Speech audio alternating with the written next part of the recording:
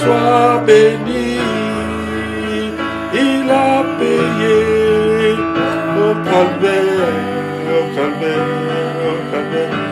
Il a tout payé pour ma paix à la croix. Alléluia, pour que je sois en paix. Il a payé au calvaire, au calvaire, au calvaire. Il a tout payé pour ma vie à la croix. Alléluia, que je sois en vie. Il a payé au calvaire, au calvaire, au calvaire. Il a tout payé à la croix, à la croix. Alléluia, il a tout payé. Il a payé au calvaire, au calvaire, au calvaire. Il a tout payé.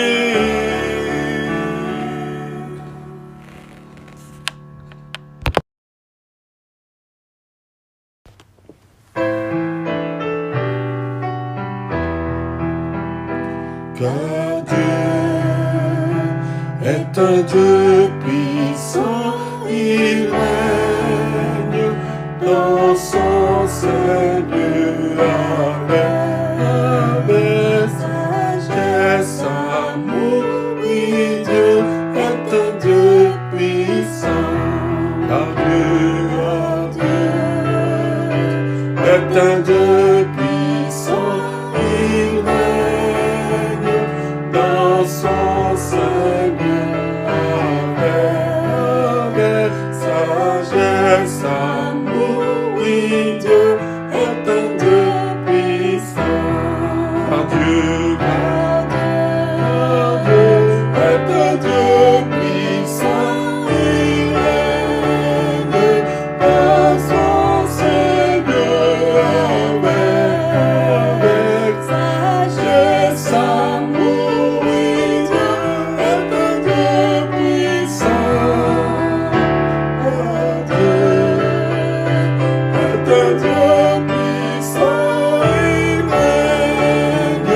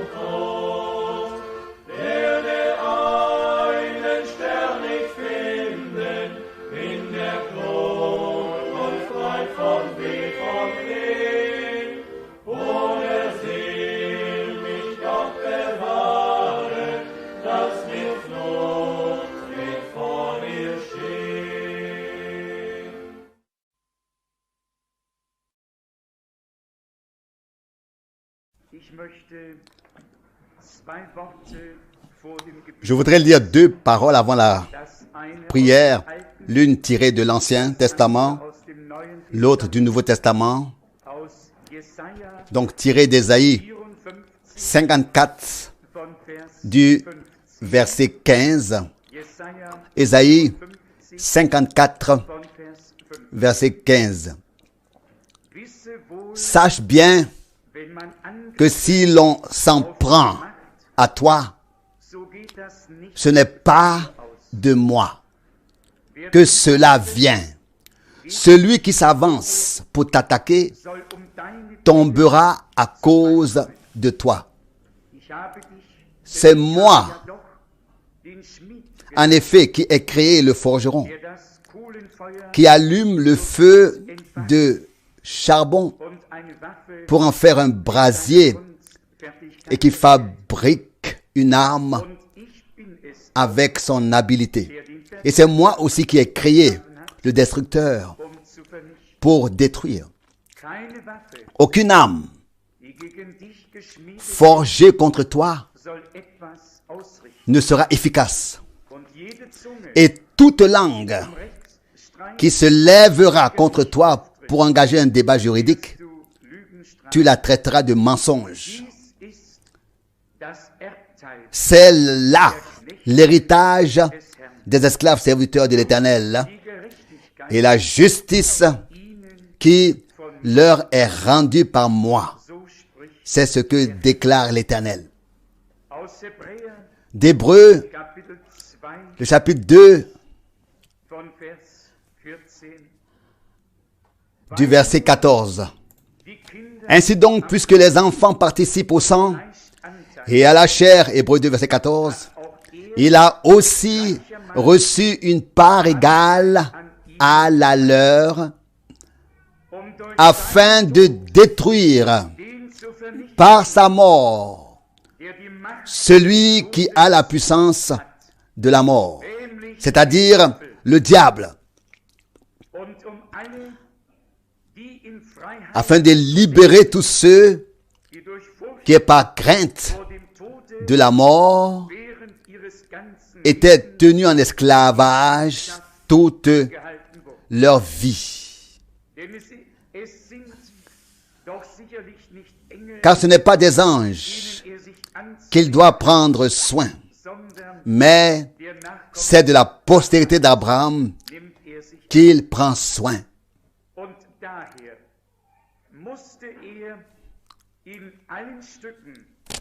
Il lui fallait donc devenir en tout semblable à ses frères, afin d'être un souverain sacrificateur miséricordieux et fidèle à Dieu, pour obtenir le pardon des péchés du peuple par l'expiation. C'est pourquoi, ayant lui-même souffert la tentation, il est capable de secourir ceux qui sont tentés. Levons-nous pour adorer. Père céleste,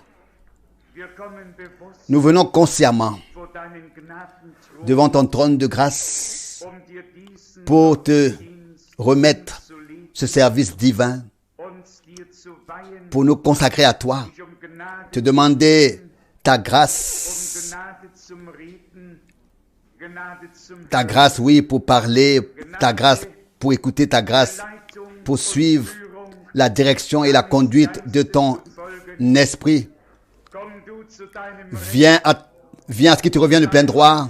Sois aujourd'hui celui qui parle et celui qui agit au milieu de nous. Dieu Tout-Puissant, toi qui as des voies et des moyens de diriger les cœurs comme des ruisseaux d'eau, nous te prions de le faire aujourd'hui. Ensuite, nous avons des requêtes au Dieu d'un genre grave pour nos frères et sœurs qui ont été frappés par diverses épreuves, oui, même les plus diverses, dans l'âme, dans l'esprit et dans le corps. Seigneur, tu sais de qui nous parlons, tu sais qui ils sont et où ils habitent. Ensemble, nous te prions maintenant d'étendre ton bras et de ne pas laisser se confondre celui qui place sa confiance en toi et ceux qui n'en peuvent plus. Nous intercédons maintenant pour eux afin de les arracher à Satan et à la démence et de les placer devant ta face. Toi, Seigneur, tu as vaincu Satan. Tu as écrasé la tête du serpent. Tu as conduit les prisonniers libres. Oui, la prison, tu l'as pris captif et tu nous as totalement rachetés. Et nous t'en remercions de tout cœur, Sauveur fidèle. Sois avec nous et aie ton chemin avec nous. Fais-nous maintenir, être calme. Fais-nous maintenant être calme devant ta sainte face afin que ta parole soit vivante et puissante dans nos cœurs. Éloigne de nous, Seigneur, le quotidien avec tous ses soucis et ses détresses. Et sois miséricordieux envers nous à cause de ton nom. Nous prions pour tous ceux qui sont ici et pour tous ceux qui n'ont pas pu venir. Dieu fidèle, donne-nous aujourd'hui un nouveau regard vers toi. Fortifie, affermis, donne un nouveau courage et des nouvelles pensées et une nouvelle confiance là où la révélation fait défaut, donne-la, sauve ceux qui sont perdus, guéris les malades, libère ceux qui sont liés. Glorifie ton nom et confirme ta parole. Puisse-t-il se produire aujourd'hui sous l'effet de la proclamation de ta parole, que des hommes soient reliés à toi, entrent en communion avec toi, soient de nouveau vivifiés et fortifiés. C'est à toi, Dieu Tout-Puissant, que nous faisons confiance. C'est à toi que nous rendons grâce, car tu feras tout bien. Que ton Saint-Nom soit loué et glorifié. Alléluia. Amen. Amen. Vous pouvez vous asseoir. Cela m'a maintenant rappelé notre bien-aimé frère l'homme qui est déjà auprès du Seigneur. Et ce sont des souvenirs si précieux que nous avons de toutes ces années, des expériences communes avec Dieu, une observation commune de la parole ensemble. Nous pouvons contempler par grâce les pensées secrètes de notre Dieu. Aujourd'hui, je vais parler du thème que Dieu a envoyé des prophètes pour accomplir un but précis. Nous allons aborder ce sujet très brièvement et lire quelques passages bibliques à ce sujet. Je commence par Amos, le chapitre 3. Cette parole connue, bien connue, et j'espère que l'observation d'aujourd'hui submergera même le dernier d'entre nous. L'enthousiasme le touchera et que ce dernier recevra la clarté de la parole de Dieu et abandonnera toute résistance intérieure pour embrasser, accueillir, recevoir ce que Dieu a fait, pour dire oui, pour aller avec cela, suivre, c'est-à-dire de clarté en clarté et de connaissance en connaissance. Nous commençons avec Amos 3, verset 6 jusqu'au verset 8. Sonne-t-on de la trompette dans une ville sans que les gens soient effrayés? Amos 3, verset 6. Un malheur survient-il dans une ville sans que l'Éternel Dieu en soit la cause?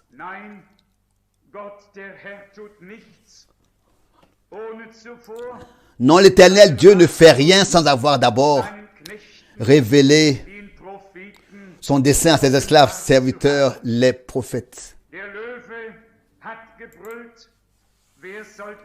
Le lion a rugi, qui ne serait pas effrayé? L'Éternel Dieu a parlé,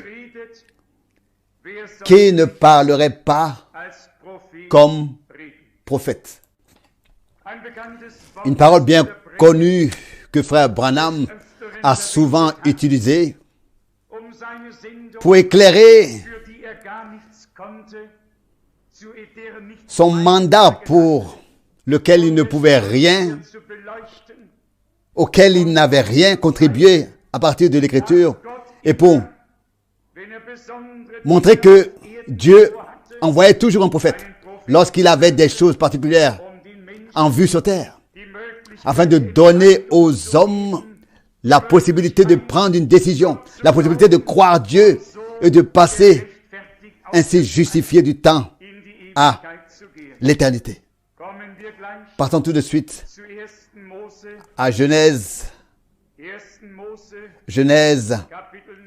chapitre 9, peut-être déjà les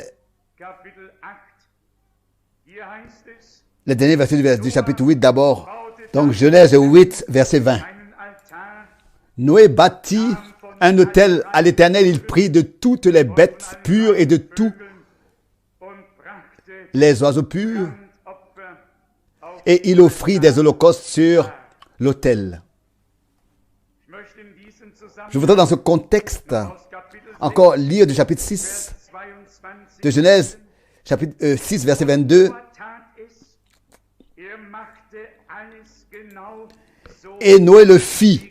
Il fit tout exactement comme Dieu le lui avait ordonné. Les hommes de Dieu n'ont pas eu de plan personnel. Ils sont devenus une partie du plan de Dieu à leur époque. Ils ont reçu par révélation divine, par inspiration de l'Esprit, par des visions de Dieu. Ils ont reçu, Dieu leur a montré de quoi il s'agissait. Le déluge ne pouvait pas venir à moins que Dieu n'ait envoyé un avertissement, un dernier avertissement à l'humanité par le biais d'un prophète, afin qu'il n'ait pas d'excuses par la suite. Écoutez, chaque fois que Dieu a fait l'histoire ou l'histoire du salut sur terre, il a envoyé un de ses esclaves, serviteurs et prophètes, un de ses représentants ici-bas pour pouvoir faire connaître sa parole ici-bas. Nous connaissons tous l'appel d'Abraham. Il était un prophète. Dans Genèse 18, verset 17, il est écrit, alors l'Éternel se dit, dois-je cacher à Abraham ce que j'ai l'intention de faire? Dieu ne pouvait pas le faire parce que Abraham était prophète. Il fallait qu'il vienne au prophète pour révéler le secret dont il s'agissait en fait. Passons à Moïse. Lorsque le temps de l'accomplissement était arrivé, que Dieu, le temps où Dieu voulait libérer Israël, il est apparu à Moïse dans le buisson ardent. Exode, chapitre 3.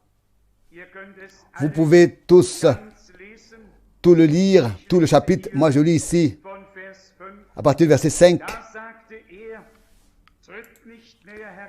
Il dit alors, ne t'approche pas, enlève tes chaussures de tes pieds, car le lieu sur lequel tu te tiens est une terre sainte.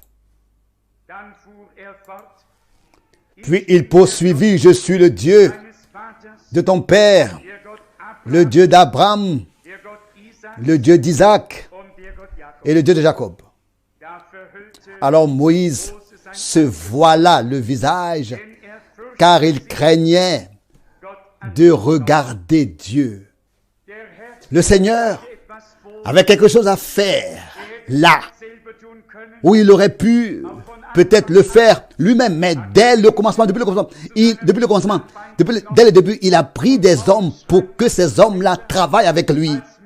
Et Paul écrit aux Corinthiens, en tant que quelqu'un qui travaille avec Christ, nous vous exhortons à être des intendants des multiples grâces de Dieu. Dieu a fait appel à des hommes par lesquels il parle, par lesquels il agit, des personnes qui ont laissé un témoignage vivant, des personnes, des hommes sur lesquels Dieu pouvait compter. Je continue à lire le chapitre 20 d'Exode. Exode, le chapitre 20. Lorsque le Seigneur donna la loi, il parla précisément à ces hommes dont il s'agissait et leur révéla sa parole et sa volonté sur la montagne. Le Seigneur cherche des gens à qui parler, des gens qui reçoivent sa parole, la prennent au sérieux et ensuite, par grâce, la mettent aussi en pratique. Je cherche une parole dans l'Écriture sainte et plus précisément dans Exode, chapitre 12.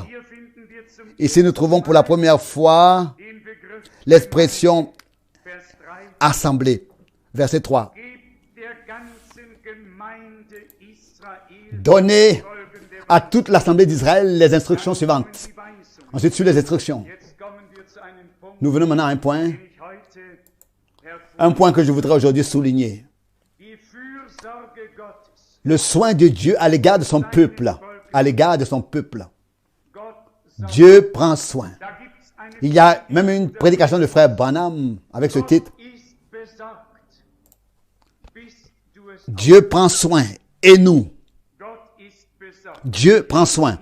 Je lis ici dans Exode chapitre 12 à partir du verset 37.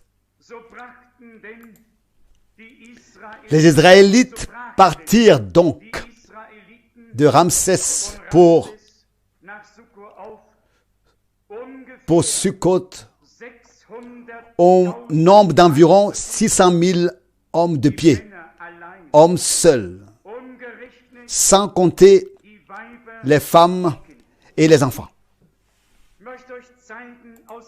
Je voudrais vous montrer d'après la parole de Dieu que si le Seigneur commence à agir, s'il envoie un prophète, il prend soin de la nourriture et de la boisson. Puis il prend soin de tout son peuple qu'il fait sortir. Vous vous demandez peut-être que va-t-il se passer maintenant.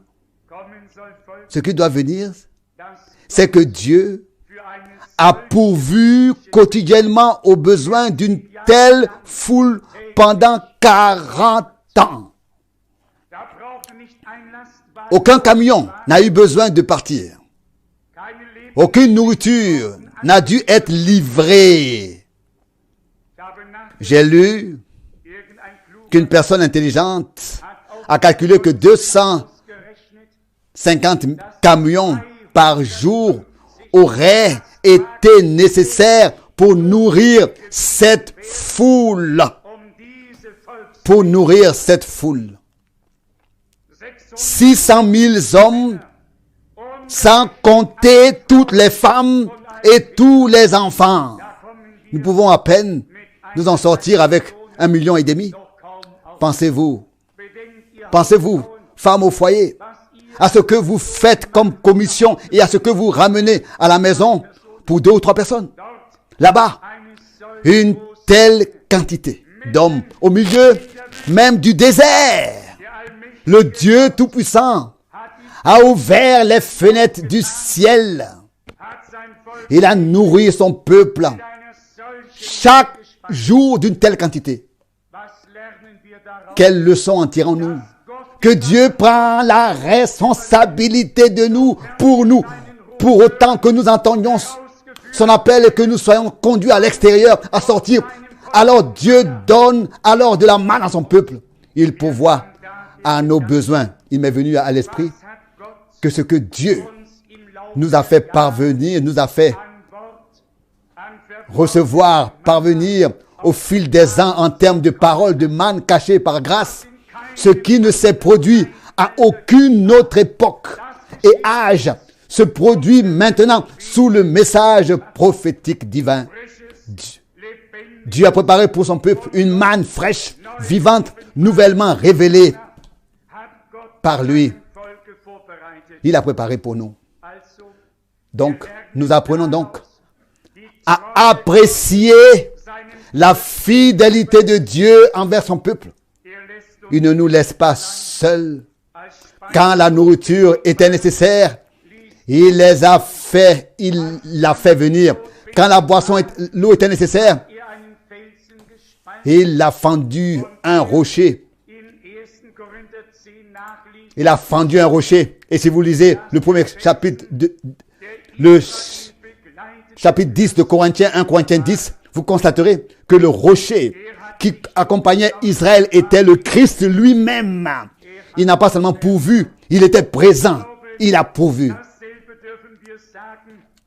Il a pris soin. Je crois que nous pouvons dire la même chose. Au milieu d'une famine spirituelle, d'une sécheresse, nous pouvons expérimenter ce que le prophète Osée a dit.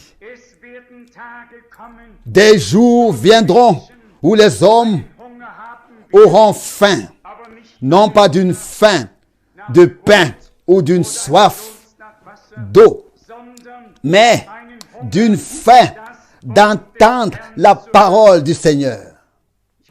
Je crois que ce sont les jours dont ont parlé les prophètes. Une faim envers la parole pure et vraie de Dieu. Et écoutez-moi, lorsque Dieu a fait sortir son peuple par l'intermédiaire de Moïse, autrefois, il a veillé à ce que tous ceux qui ont immolé l'agneau, tué l'agneau, qui ont obéi et qui sont sortis, qui sont partis, ne manquent de rien. Dieu a pourvu à leurs besoins. Nous pouvons dire la même chose en ce moment, dans ces jours. Aucun de ceux qui font confiance au Seigneur et le suivent avec obéissance, dans l'obéissance pour suivre la voie de Dieu, ne seront confus, ne seront confondus. Aucun. Au contraire, sur le chemin de Dieu, nous verrons de plus en plus les miracles de Dieu. Nous les expérimenterons car c'est là que notre confiance en lui grandit et que le lien et la communion avec lui deviennent plus intimes et plus glorieux. Il y a encore une parole dans Néhémie au chapitre 9, verset 19. Néhémie, chapitre 9, verset 19. Tu ne les as pas abandonnés dans le désert selon ta grande miséricorde. Non, la colonne de nuée ne s'est pas éloignée d'eux pendant le jour pour les guider, qui devait les guider sur le chemin, pour les guider sur le chemin, ni la colonne de feu pendant la nuit pour éclairer le chemin par lequel ils devaient passer. Tu leur as aussi donné ton bon esprit pour les instruire. Tu n'as pas refusé ta manne à leur bouche et tu leur as donné de l'eau pour leur soif. Pendant 40 ans, tu les as nourris dans le désert, de sorte qu'ils n'ont manqué de rien. Leurs vêtements ne se sont pas usés et leurs pieds ne sont pas enflés. Quelle parole glorieuse! Il s'agit du fait que Dieu n'abandonne pas et ne néglige pas les siens. Oui, ceux qui répondent à son appel, le suivent, se laissent conduire à sortir. Soyez tout à fait honnête. Combien peuvent croire d'emblée que des hommes, précisément dans le désert, non pas sur des chemins balisés ou des trottoirs, mais par monts et par veaux, ont les mêmes chaussures pendant 40 ans, le même costume, le même vêtement, et rien n'est usé, rien n'a vieilli. N'est-ce pas un miracle? Dieu peut toutes choses, qu'il s'agisse de choses terrestres ou spirituelles. Quand il le veut, cela se produit. Quand cela s'est-il produit? Chez qui cela s'est-il produit? Chez les rachetés du Seigneur. Chez ceux qui ont entendu le message prophétique, qui ont reconnu l'heure de leur visitation divine. Je vous le dis, j'ai appris à apprécier avec plus de gratitude, avec plus de reconnaissance, tout ce que Dieu a fait de nos jours et fait de nos jours. Et nous devrions tous devenir plus reconnaissants. Passons à d'autres passages de l'Écriture, 2 Chroniques 18. Une parole très connue de nous tous. Michée était un prophète du Seigneur, mais il y avait aussi Josaphat, un roi craignant Dieu, le roi de Juda. Lorsque 400 prophétisèrent, il ne leur fit pas confiance et demanda, n'y a-t-il pas quelqu'un d'autre par qui nous puissions consulter le Seigneur? Tout le monde peut lire cela au chapitre 18. Je passe tout de suite au chapitre 20, verset 5, où il est écrit: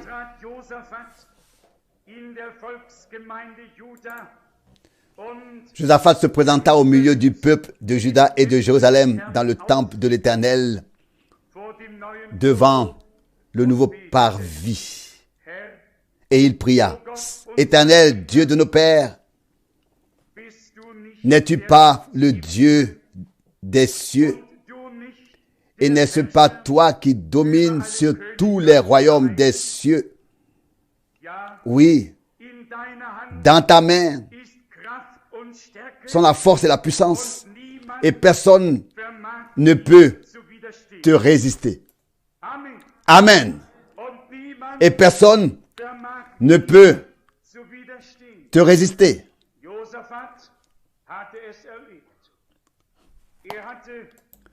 Josaphat en avait fait l'expérience. Il avait une résistance intérieure lorsque les 400 prophètes sur lesquels un esprit de mensonge était venu prophétisaient. Josaphat ne pouvait pas être d'accord avec cela et demanda à Akab de lui dire s'il n'y avait pas un autre prophète. Un prophète du Seigneur qui a la parole de Dieu, non pas une idée, non pas une opinion, non pas une interprétation, mais la parole du Seigneur par révélation. Alléluia. Loué soit notre Dieu. Nous ne voulons pas de fausses consolations. Nous ne voulons pas être menés par le bout du nez, et ce de la manière la plus pieuse qui soit. En tant que peuple de Dieu, nous avons le droit d'entendre la vraie parole de Dieu. Et nous savons que la vraie parole de Dieu ne peut être annoncée que par les vrais esclaves serviteurs à qui elle a été révélée.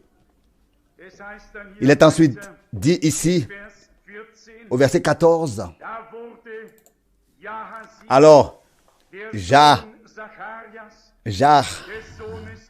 Jachatzil,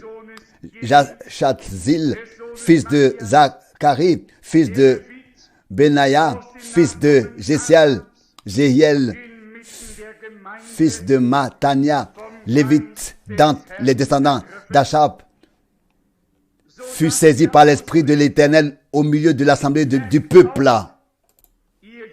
si bien qu'il s'écria, soyez attentifs, vous tous, Judéens, et vous, habitants de Jérusalem, et toi, roi Josaphat, ainsi vous parle l'Éternel.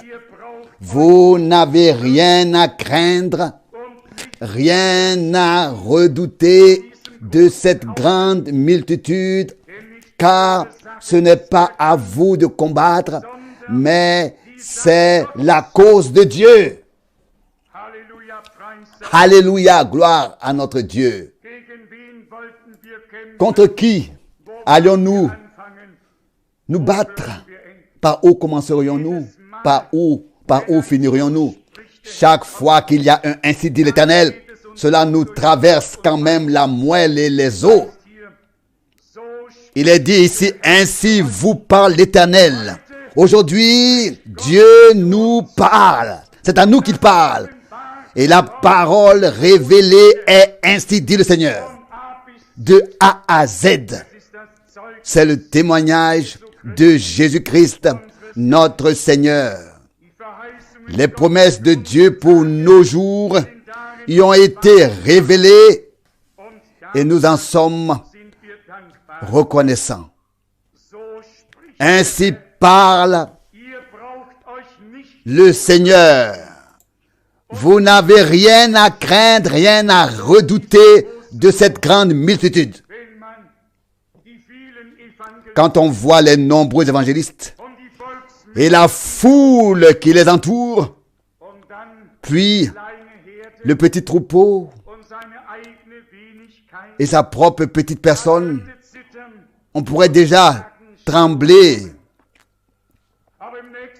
Mais l'instant d'après, nous savons que nous ne sommes pas seuls, mais que Dieu marche et se tient avec les siens pour que ce soit lui qui prenne les devants dans la bataille. Il n'a encore perdu aucune bataille et n'en perdra aucune. Notre Seigneur est le grand vainqueur de Golgotha. Nous pouvons lui faire confiance de tout notre cœur, car nous avons compris que ce n'est pas nous qui combattons, mais que c'est le Seigneur qui combat. Il y a encore plus ici. Je relis brièvement la dernière partie. du verset 15, car ce n'est pas à vous de combattre, mais c'est la cause de Dieu. Le verset 17. Mais vous n'aurez pas à combattre. Prenez position. Restez tranquille. Restez tranquille. Et regardez le salut que l'Éternel vous accorde à Juda et à Jérusalem. Gloire à notre Dieu. Personne ne pourra plus venir dire « J'ai apporté la victoire ». Nous regardons, mais nous nous élevons avec respect, avec crainte devant le Dieu vivant. Et nous regardons dans la foi.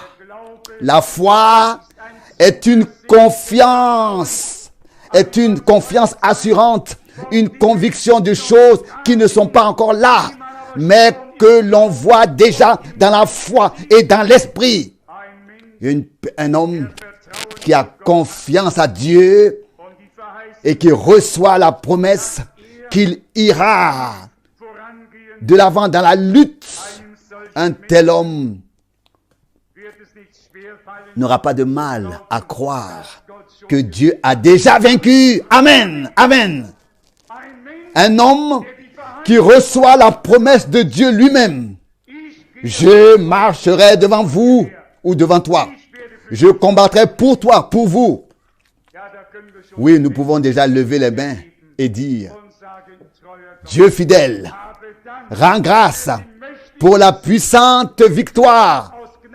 Je te rends grâce pour la puissante victoire que tu nous as déjà donnée par grâce. Ça, c'est la confiance qui doit grandir en nous en ces jours. Je le répète, quand on voit et entend tant de gens et qu'on regarde la masse, on pourrait avoir peur. Mais tout au fond du cœur, il y a un examen de conscience. On prend les Saintes Écritures et on se dit, Seigneur, où en suis-je, où vais-je? Quel est l'état spirituel de l'Église, etc. Il y a une chose que nous pouvons dire avec ultime certitude, avec reconnaissance. Dieu nous a révélé sa parole et sa volonté. Oui, nous pouvons chanter. Tu t'es révélé à moi dans une grande miséricorde. La révélation de Jésus-Christ ne s'entend et ne se trouve nulle part. Et c'est à cela que nous reconnaissons que Dieu nous a aimés. Pour que nous croyions sa parole de tout notre cœur. Et il a dit, je vous aimerai aussi et je me révélerai à vous.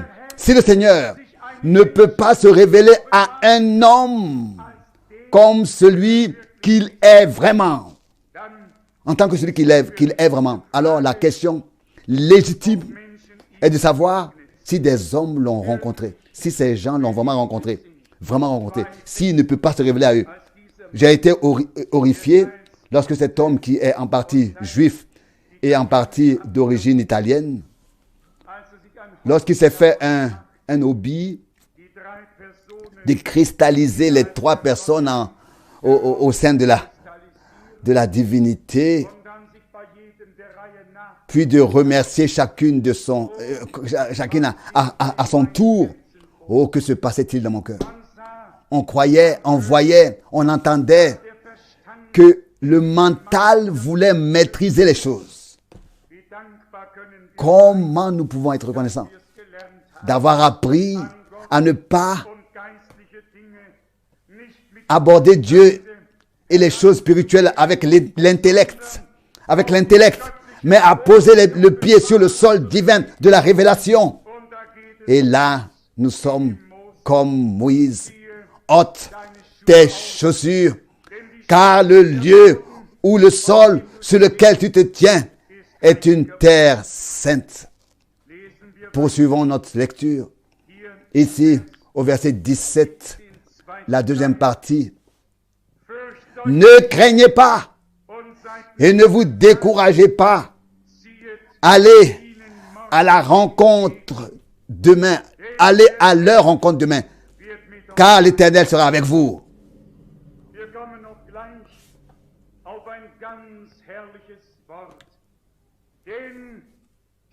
Nous arrivons aussi tout de suite à une parole tout à fait glorieuse. Car l'Éternel sera avec vous. Alors, lorsqu'il est avec nous, tout va bien. Même dans la vallée de l'ombre, tout s'arrange. Et tout sera notre bien. Et au milieu des ténèbres, une lumière s'allume pour nous.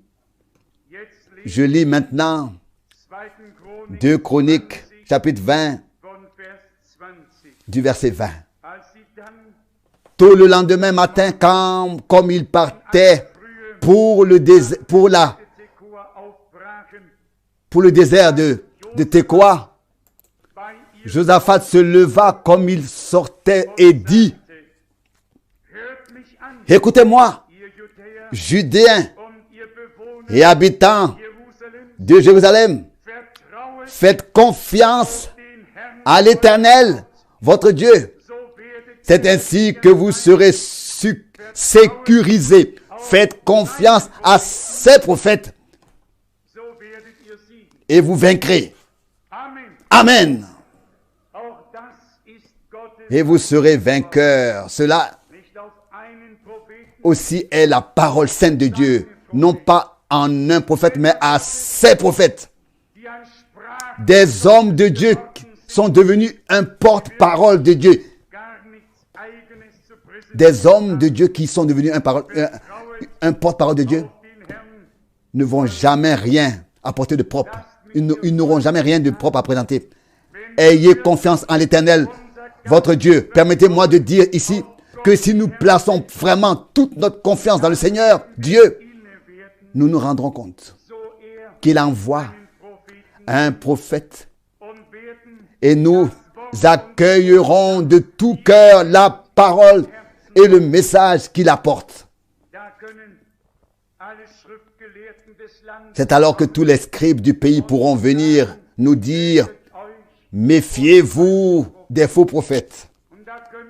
Et là, nous pouvons les approuver d'un vigoureux Amen et seulement dire que nous vous le souhaitons à vous aussi. Nous vous souhaitons la même chose. Et nous pouvons aussi vous dire, gardez-vous des faux prophètes. Mais où est-ce qu'il est écrit? Prenez garde aux vrais prophètes. Cela n'est pas écrit. Il est écrit, je le dis et je le lis au sujet des vrais prophètes. Mettez votre confiance à l'Éternel votre Dieu, dans l'Éternel votre Dieu. Faites confiance à l'Éternel votre Dieu. Il relit le verset 20, la deuxième partie. C'est ainsi que vous seriez sécurisés. Faites confiance à ces prophètes et vous vaincrez. Quelqu'un pourrait te dire, n'est-ce pas dangereux? Pas du tout. Ce qui est dangereux, c'est de faire confiance aux scribes et aux pharisiens, aux prédicateurs autoproclamés, mais pas à un prophète envoyé par Dieu, établi, confirmé et légitimé par lui. Cet homme de Dieu, on peut lui faire confiance, car le Seigneur a dit, je vous enverrai des prophètes, dont vous tuerez certains et persécuterez les autres. Mais nous sommes d'accord avec les lanceurs d'alerte et nous pouvons dire haut et fort, méfiez-vous de tous ces faux prophètes. De la même manière, nous pouvons dire que Dieu a promis d'envoyer un prophète avant que le grand et terrible jour de l'Éternel n'arrive. C'est alors que les faux prophètes sont venus et ont dit, oh, soyez prudents, oh, prenez garde, et ainsi de suite, et ainsi de suite. Non, nous pouvons, et nous ne disons pas cela par arrogance, mais nous pouvons discerner par grâce. Par grâce. Maintenant, quelqu'un va dire, oui, pourquoi les autres ne le peuvent-ils pas?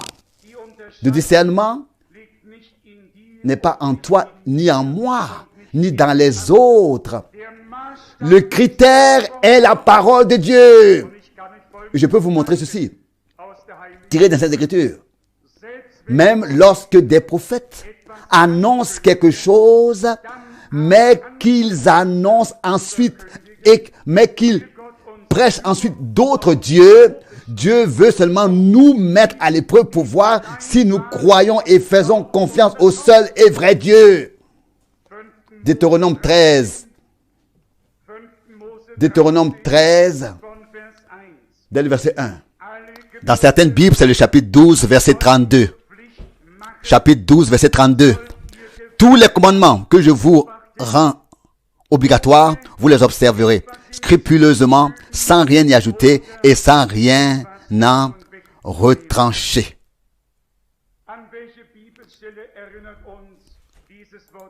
À quel passage biblique cette parole de Dieu nous fait penser? Apocalypse 22, selon laquelle nous ne devons rien ajouter, ni rien retrancher aux paroles de la prophétie de ce livre.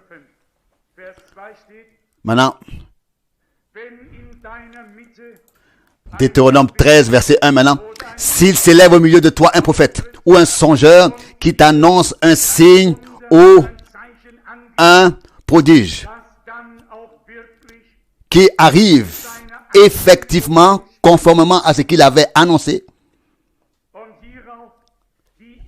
et qui t'adresse ensuite cet appel: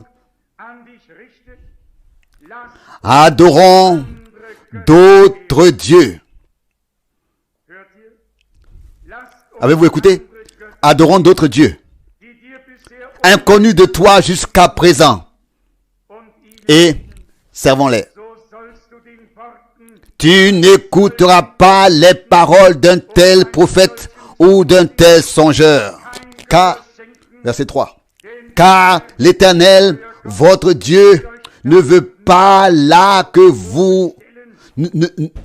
car l'Éternel, votre Dieu, ne veut par là que vous mettre à l'épreuve pour s'assurer que vous aimez vraiment l'Éternel, votre Dieu, de tout votre cœur et de toute votre âme. Vous suivrez l'Éternel, votre Dieu, et vous le craindrez.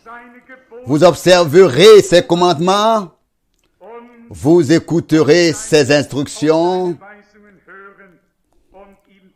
vous le servirez et vous vous attacherez à lui. Aussi ici, nous avons un verset biblique clé. Il n'est pas dit, il n'est en effet pas dit, et vous suivrez un prophète. Je le relis. Vous suivrez l'Éternel, votre Dieu, et vous le craindrez. Les vrais prophètes n'ont pas de successeur. Les vrais prophètes ouvrent la voie au Seigneur. Et les hommes se mettent à la suite du Seigneur. Est-ce vrai? Est-ce bien cela? Amen, amen. Je peux vous le dire. Je vais vous dire. Qui a des successeurs? Ce sont les faux prophètes. Ce sont les faux prophètes qui ont des successeurs. Les vrais prophètes mettent les gens en contact avec Dieu. Mais nous voyons ici l'avertissement que même des miracles et des signes peuvent être annoncés et se réaliser même ensuite. Mais c'est une épreuve.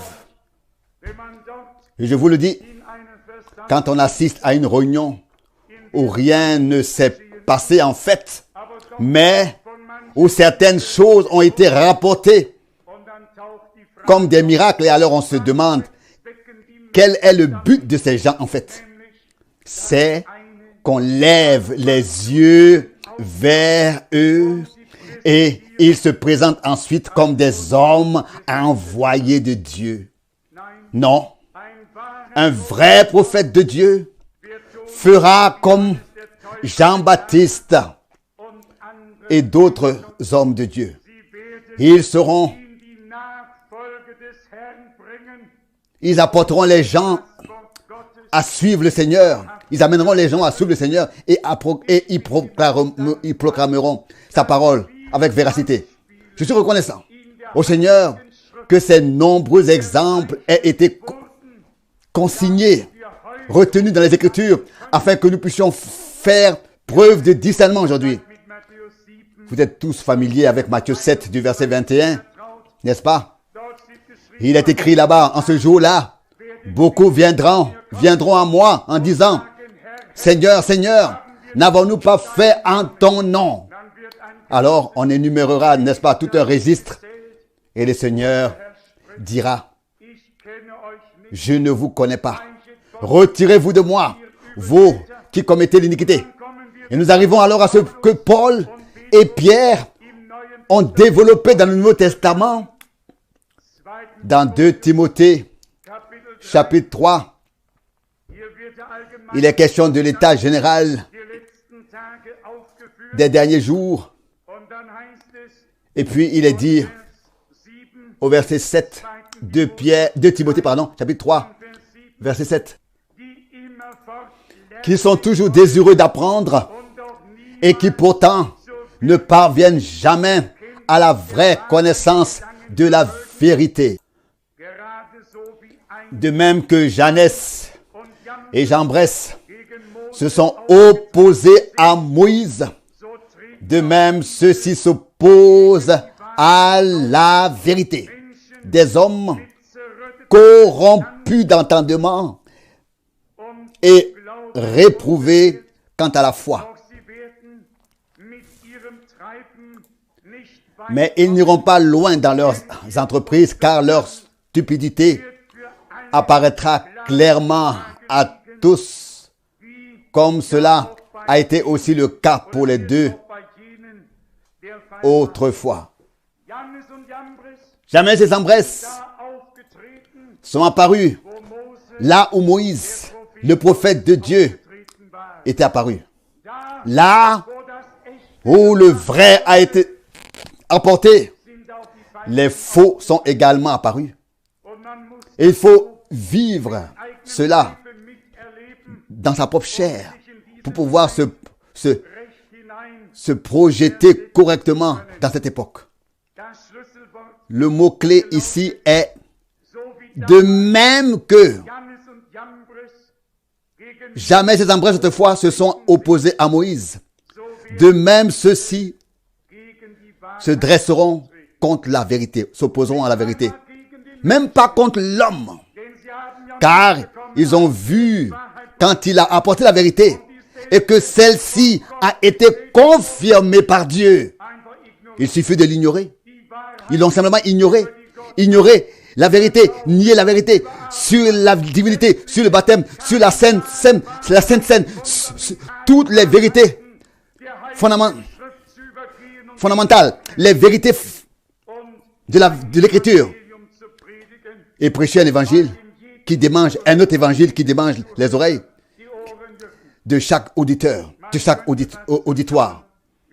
On pourrait presque les regarder bouger leurs doigts, car cela les démange et ils doivent les aider un peu.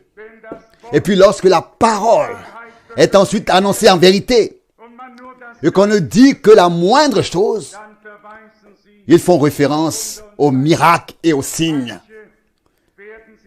Certains devront encore s'étonner et réfléchir à leurs signes et miracles. Le critère de mesure,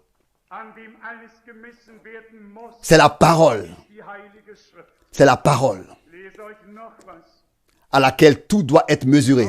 Par laquelle? C'est la Sainte Écriture.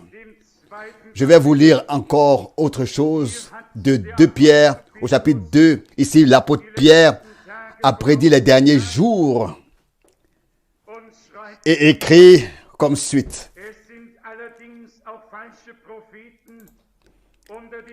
2 Pierre chapitre 2 verset 1. Il y avait cependant de faux prophètes parmi le peuple comme il y aura parmi vous de faux docteurs qui introduiront secrètement parmi vous des hérésies pernicieuses, reniant même le Seigneur qui les a rachetés, attirant sur eux une destruction soudaine.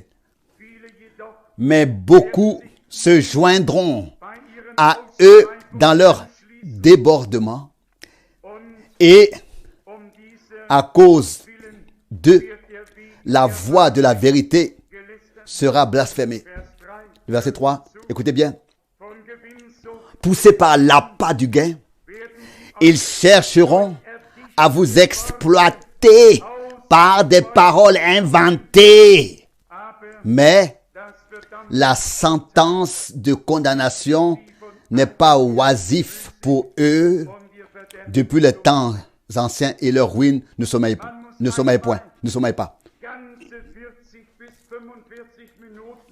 Il faut assister une fois à 40 à 45 minutes entières où il parle que d'argent.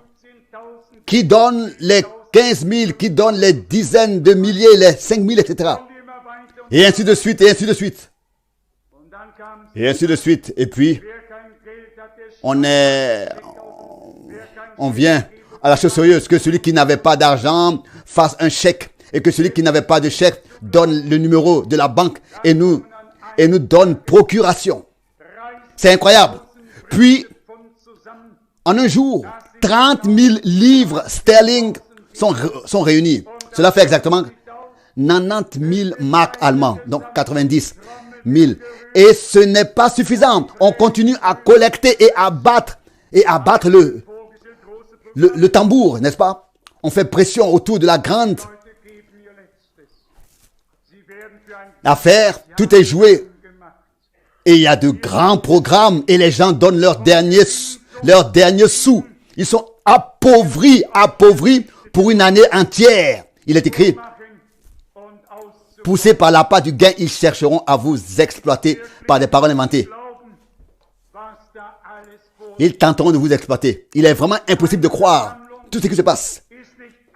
Pas une seule fois dans une assemblée, ils ont lu les Saintes Écritures. Il n'y a donc plus lieu de s'en étonner, n'est-ce pas? Non. Je le répète aujourd'hui. Merci à Dieu qui nous a révélé sa parole et fait connaître sa volonté. Nous croyons que les jours des apôtres reviennent.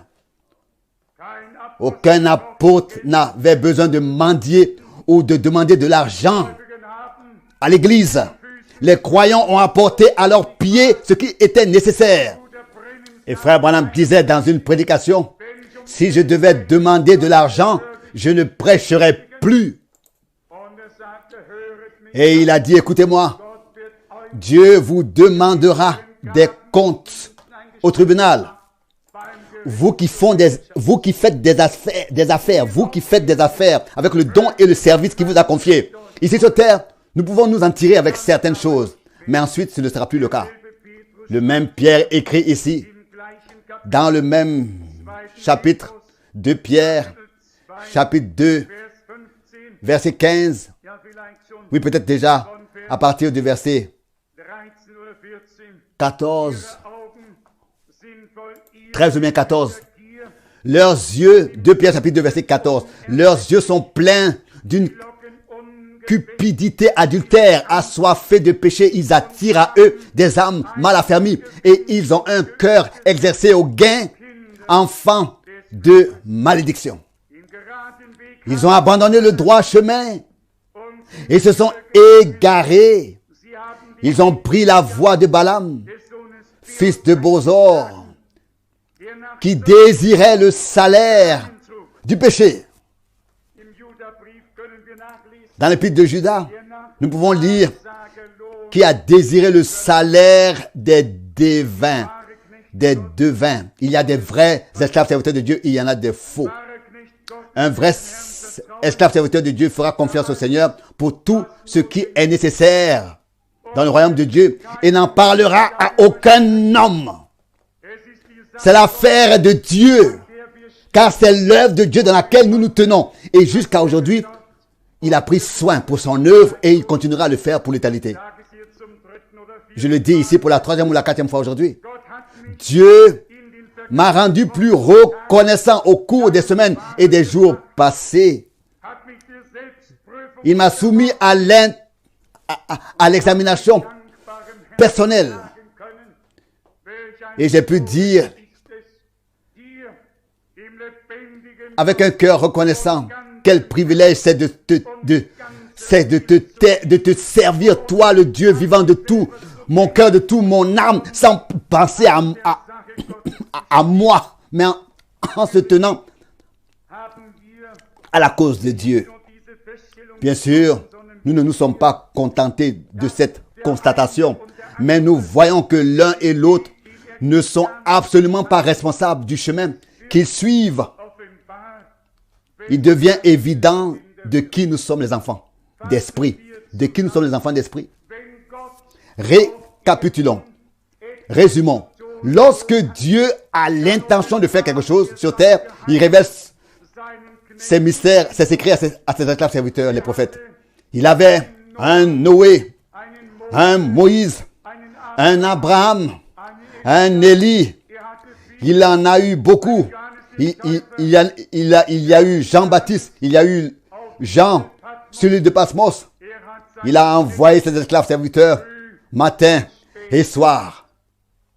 Ceux qui sont ensuite appelés par lui sont appelés à sortir par lui, entrent dans une relation d'alliance avec lui. Il fait un contrat avec nous. Oui, il a fait à Golgotha. Il a dit, ceci est la nouvelle alliance dans mon sang. Nous avons une nouvelle alliance avec toutes les promesses, tous les engagements divins, et la partie prophétique en fait également partie. Tous ceux qui sont appelés à sortir par Dieu, amenés à sortir par Dieu, peuvent faire l'expérience que Dieu ne les laisse pas mourir de faim, même dans le désert. Que Dieu les nourrit, que Dieu les abreuve, qu'il les habille de la tête aux pieds, il prend soin d'eux. Ils peuvent faire l'expérience de la fidélité de Dieu. Que notre voyage dure 10, 20, 30, 40 ou plusieurs années, le Seigneur a promis d'être avec nous tous les jours jusqu'à la fin du monde. Il a promis, je ne vous abandonnerai pas, je ne vous je ne vous délaisserai pas. Jusqu'à aujourd'hui, il a tenu sa parole. Alléluia. Jusqu'à aujourd'hui, il a pourvu à nos besoins de manière abondante et paternelle. Nous avons reçu de la nourriture spirituelle, de la nourriture solide, de la manne fraîche et vivante venant de Dieu. Aujourd'hui, j'étais de bonne heure dans cette salle et j'ai regardé la table des livres. Combien de prédications y a-t-il à disposition? Comment pouvons-nous nous y plonger, nous approfondir et manger, nous nourrir et être fortifiés dans l'homme intérieur? Dieu a pourvu abondamment et paternellement. Il ne s'agit pas de quelque chose de périmé ou de dépassé, mais de quelque chose, une nourriture que Dieu a prévue pour ce temps cette nourriture qui a été révélée à son peuple par le message de cette heure. Nous en sommes également reconnaissants de tout cœur pour cela. Nous pouvons maintenant faire la distinction et prendre notre position. Le Seigneur a dit, je suis venu en ce monde pour une séparation. Pour que ceux qui voient soient aveugles, mais ceux qui ne voient pas, ou alors inversement, l'un comme ceci et l'autre comme cela, deviennent voyants. Qu'est-ce que c'était? Les scribes pensaient qu'ils voyaient, qu'ils entendaient, mais ils ne le faisaient pas. Je vous donne la clé aujourd'hui. C'est la clé de la parole. Tous ceux qui écoutent l'enseignement du faux prophète, y croient et y persistent, rejetteront le prophète envoyé par Dieu et s'opposeront à lui. Il en va de même dans l'autre sens. Tous ceux qui sont graciés par Dieu et qui reçoivent en eux la parole prophétique jusqu'à dans notre époque et la laisse devenir une révélation divine dans leur cœur. Ce sont ceux-là qui sont du côté de Dieu et doivent rejeter ce que le faux prophète, oui, tous les faux prophètes et les faux docteurs annoncent. Car l'un exclut l'autre. On ne peut pas mélanger le divin. Le Seigneur a séparé la lumière des ténèbres et a donné à la lumière le nom de jour pour donner aux ténèbres le nom de nuit. Et Pierre écrit, vous n'êtes pas dans les ténèbres. Paul écrit encore, vous n'êtes pas dans les ténèbres pour que ce jour vous surprenne comme un voleur. Non, vous êtes devenus des enfants de lumière.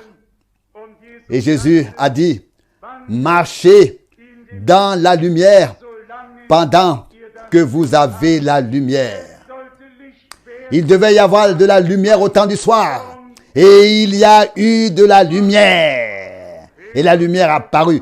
Pierre s'exprime et dit, la parole prophétique qui brille comme une lumière éclatante dans un lieu sombre, un lieu obscur, nous éclaire maintenant d'autant plus. Alors, ainsi Dieu envoie ses esclaves serviteurs et ses prophètes, invite son peuple à sortir, exige que son peuple sorte, se sépare, et ensuite le message arrive.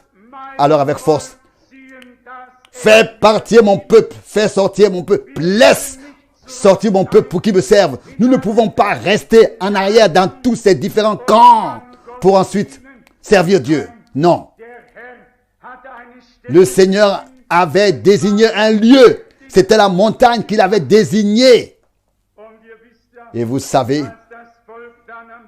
que lorsque le peuple est arrivé au mont Sinaï, Dieu lui a parlé d'une manière très puissante. Après notre sortie, nous sommes mis en contact avec Dieu. Nous entendons sa parole sainte et précieuse et nous y répondons. Nous prenons à cœur ce qu'il nous a dit. Puis, nous avançons avec foi. Laisse sortir mon peuple. Le peuple avec lequel Dieu a fait une alliance. Comme nous l'avons lu au début, Dieu ne fait rien, car il, sans révéler son dessein à ses esclaves serviteurs, les prophètes. Bien-aimés, je suis reconnaissant à Dieu, reconnaissant du fond du cœur de s'être montré le même en ce temps. Au chagrin des scribes et des pharisiens, mais à la joie de la troupe des rachetés par le sang, à la joie des rachetés et des élus lorsqu'ils entendent la parole de Dieu. Car quand ils entendent, leur cœur exulte et se réjouit. Ils peuvent alors, comme Marie et Zacharie, louer et exalter le Seigneur en esprit. De même que les enfants, lorsque le Seigneur est entré à Jéricho, et non à Jérusalem, ou bien, entré à Jérusalem, pas à Jéricho, à Jérusalem, Hosanna, soit à celui qui vient au nom du Seigneur. Il y a une chose que je voudrais dire à cette occasion, peut-être même pour le meilleur. Il y avait un frère au teint noir en Amérique qui prêchait sur ce sujet, l'entrée du Seigneur sur le dos d'un âne à Jérusalem. Il a tiré une comparaison et a dit, Dieu le Seigneur est déjà monté sur plus d'un âne. Il a utilisé plus d'un esclave serviteur pour apporter sa parole. Puis, il a dit la chose suivante. L'âne se serait trompé Ou bien alors l'ânesse, elle se serait trompée si elle avait pensé que les cris de joie lui étaient destinés. Vous avez tous bien compris? Écoutez, c'était une grande acclamation, n'est-ce pas? Mais l'ânesse n'aurait pas dû croire que les cris de joie lui appartenaient, lui étaient destinés. Ainsi, même si Dieu utilise les plus grands hommes, la louange et l'adoration et la gloire n'appartiennent à personne que le Seigneur utilise. Le Seigneur a dit, et dites que le Seigneur en a besoin. Et ensuite, il renvoie l'ânesse. Non, la louange appartient en toute chose à notre Seigneur. Et là aussi, nous pouvons faire une distinction claire et nette. Nous sommes reconnaissants pour tous les esclaves, serviteurs et prophètes que le Seigneur a utilisés, dont il s'est servi, il a pu s'en servir si merveilleusement.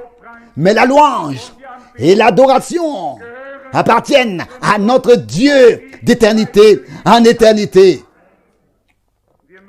Nous ne voulons pas être appelés par quelqu'un comme successeur de Paul ou de Pierre, ni comme successeur de Branham.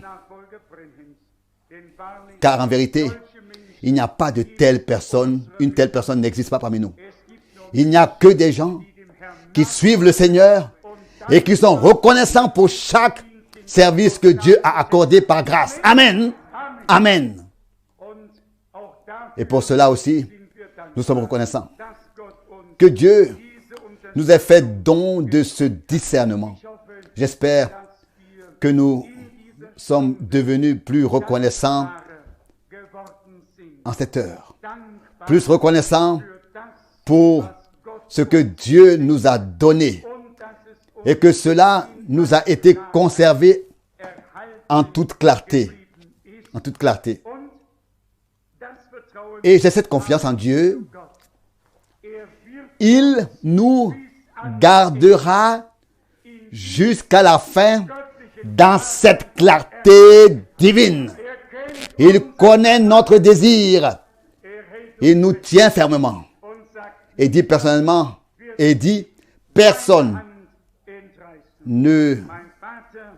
personne ne les arracheront de ma main. Mon Père est plus fort que tous. Loué soit le glorieux nom de notre Seigneur. Amen. Levons-nous et remercions brièvement le Seigneur. Il nous a fait savoir par qui il a parlé. Oui, qui a apporté sa parole pour nous ramener à l'état primitif dans lequel l'Église était au commencement et de créer ainsi les conditions pour la restitution de toutes choses et la restauration. Il nous a fait la grâce de prendre la manne cachée et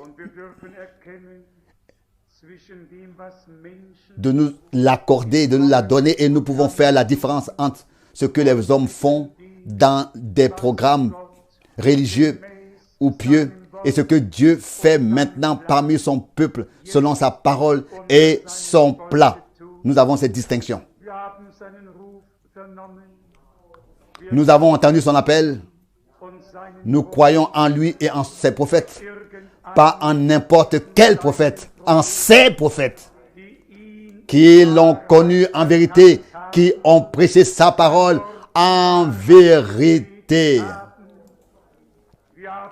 Nous avons un consentement intérieur à cela.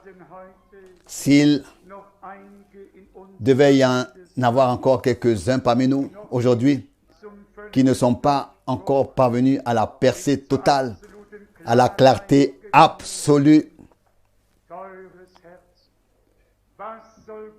cher cœur, que doit encore faire Dieu pour le rendre plus clair et plus vrai? Que doit-il encore faire et confirmer avant que nous le croyions, lui, Et comment le confirmer avant que nous le croyions? Dieu qui est descendu de la colonne de nuée et de feu dans la lumière et qui nous a parlé et nous a ramenés à lui. Il est ici aujourd'hui et parle à chaque cœur. Nous n'avons pas affaire à des hommes comme nous l'avons lu. Nous ne suivons pas un prophète, ni un prédicateur, ni un évangéliste quelconque. Seigneur, nous t'avons suivi. Tu dis encore aujourd'hui, suis-moi. Tu n'as dit à personne de suivre Pierre ou Paul. Non. Tu as dit, suivez-moi. Fidèle Seigneur, nous te prions maintenant ensemble de venir encore au secours de tous ceux qui sont en lutte intérieure, afin qu'ils prennent la bonne décision de te croire. Cela devrait être facile, car tu es crédible. Nous t'en remercions. Ta parole est claire pour ceux à qui tu l'as révélée. Ensemble, nous la mettons. Nous nous mettons à ta disposition. Oui, nous tous qui sommes ici aujourd'hui et tous ceux qui écouteront ce message, cette réunion, que ce soit ici en Suisse, en République fédérale, en Autriche, partout où les cassettes peuvent aller. Seigneur, tu connais les tiens. Sois proche d'eux. Dis-leur, je pourvois à vos besoins. Je suis avec vous. Vous ne manquerez de rien. Vous ne manquerez de rien, ni de nourriture, ni d'eau. Je suis au milieu de vous. Suivez-moi. Ah, Dieu fidèle. Nous sommes pourtant liés à tous ceux par qui tu as parlé, par ta parole et par ton esprit. Nous avons été mis en accord avec ta parole. Seigneur, nous te remercions pour cela. Qu'il soit confirmé maintenant, aujourd'hui, en ce lieu, que tu es toujours le même et que ta parole ne revient pas à vide, sans effet. Sauve les perdus, saisis-les au plus profond de leur âme, ô Seigneur. Arrache-les au feu comme un tisson. Guéris les malades. Révèle-leur qu'ils étaient déjà guéris quand tu fus frappé et martyrisé sur la croix. Seigneur, à cause de nos péchés, tu as versé ton sang pour nous racheter, nous réconcilier et nous donner le pardon. Tu as été frappé et martyrisé en ton corps pour porter ainsi notre maladie, afin que nous soyons guéris par tes blessures, par tes maîtres. Seigneur, nous te remercions pour cela. Que la foi vivante dans le Dieu vivant se manifeste maintenant et que la droite de l'Éternel donne la victoire au peuple de Dieu. Alléluia. Seigneur, et plus encore, tous ceux qui sont dans le doute, qui sont tiraillés par toutes sortes de discours